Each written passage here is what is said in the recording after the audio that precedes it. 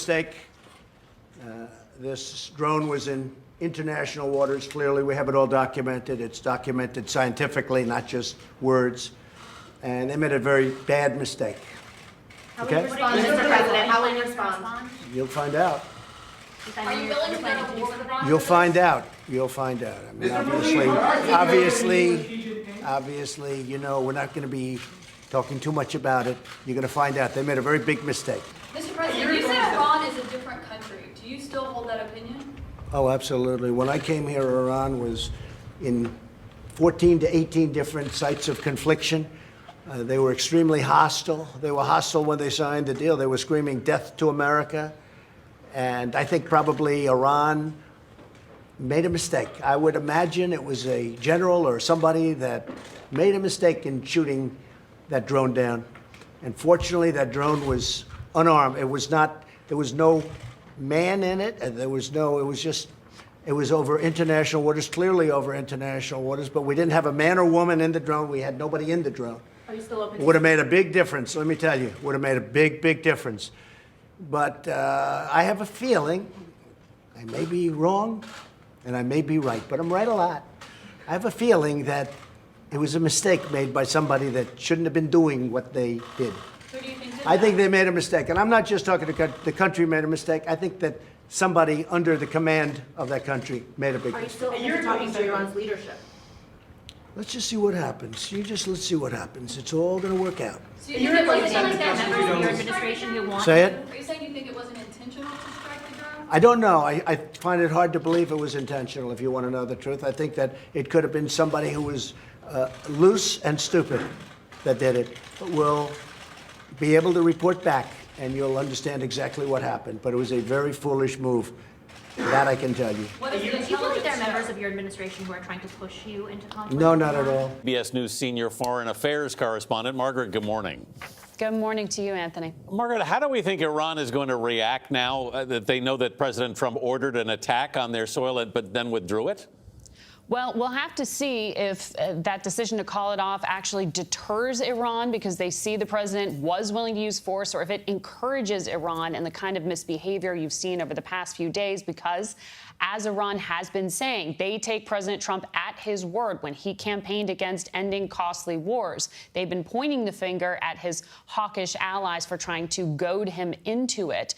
But what Iran ultimately wants here is to get the U.S. to lift financial sanctions off of it and to rejoin that nuclear deal that President Trump pulled out of last year. What are our allies saying about the escalating tension?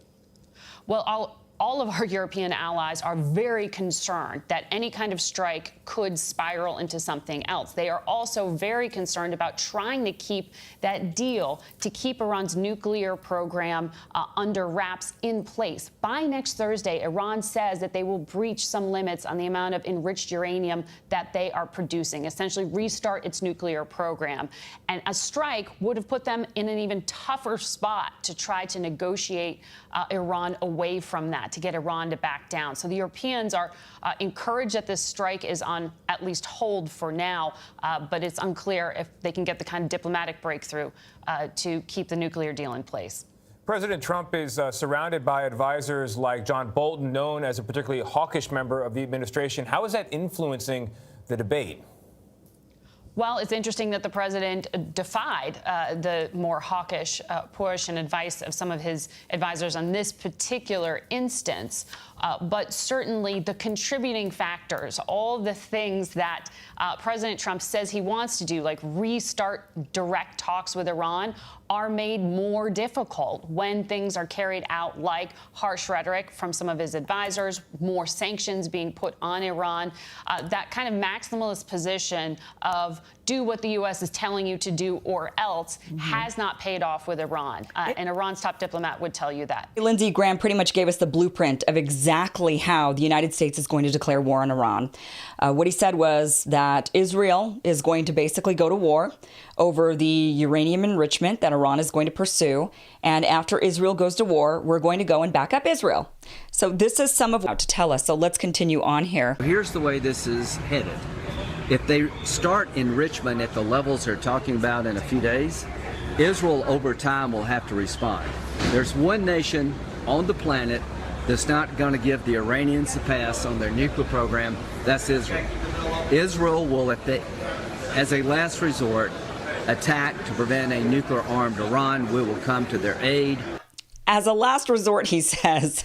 So he admits that, for one, Iran can, because we have no nuclear deal with them, remember? So the deal that we had with them was going to prevent them from enriching their uranium. Well, we tossed that deal out of the window a year ago, so they're free to do whatever they want. They still have a deal with Europe, but they announced to Europe on Monday that they were going to start their nuclear program again, that they were going to start amping up their uranium enrichment in 10 days from Monday. So now, we don't really have a reason to turn on them and say, you can't do this. And what's interesting about this is Israel was actually one of the main nations telling us, Israel and Saudi Arabia were the two nations that absolutely did not want a nuclear deal with Iran. They didn't want this deal. So now we don't have the deal. They got what they wanted. And now Iran is saying, okay, well, we have no deal, so I guess we can go ahead and up our enrichment of uranium. And now that is going to be cause somehow for Israel to go to war with Iran. And after Israel goes to war with Iran, we're going to be there to back them up. So you see, we don't have to be the bad guys in this. We don't actually have to be the ones to declare war. Israel will do it. And they're our allies, and we have to back them up. All praise to Yahweh Ba'Shem, Yahweh Shah Ba'Shem, Rakakadash. I want to give double honors to the elders and the apostles in Great Millstone. And Barakatham to you, brothers, as I teaching this truth with faith and sincerity. And yeah, man, I want to go into Jeremiah chapter 49, verse 20, okay? Therefore, hear the counsel of Yahweh Ba'Shem, Yahweh Shah, that he hath taken against Edom, okay?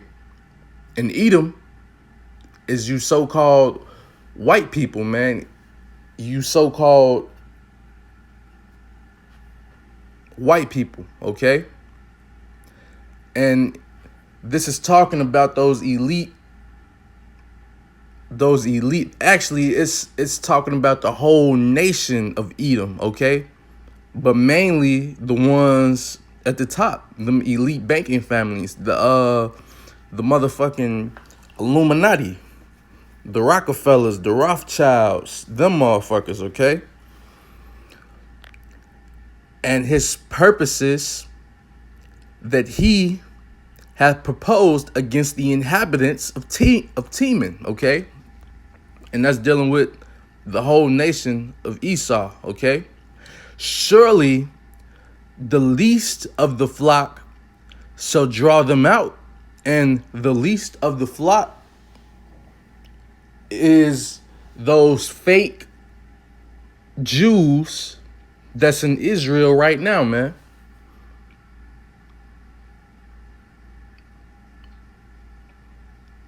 The least of the flock is those fake Jews that's in Israel right now, okay?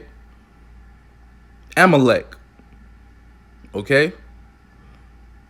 Surely the least of the flock shall draw them out. And Israel is going to go to war with Iran. And they're going to draw out their American Edomites, man. Their counterpart, man. They're going to draw out America, man. And they're going to draw out America into World War III. Surely he shall make their inhabitants desolate with them. America is going to get destroyed. Right along with those fake Jews in Israel, man.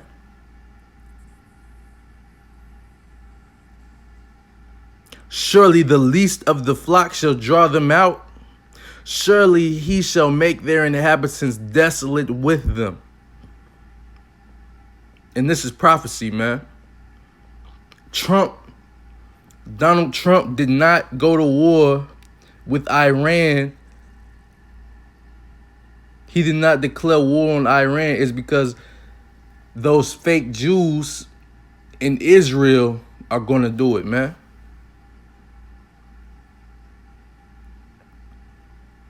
And then America going to be right there backing Israel up getting destroyed by way of nuclear missiles, man. And that's pretty much all I wanted to go into. I want to give all praise to Yahweh Bashem, Yahweh Shah.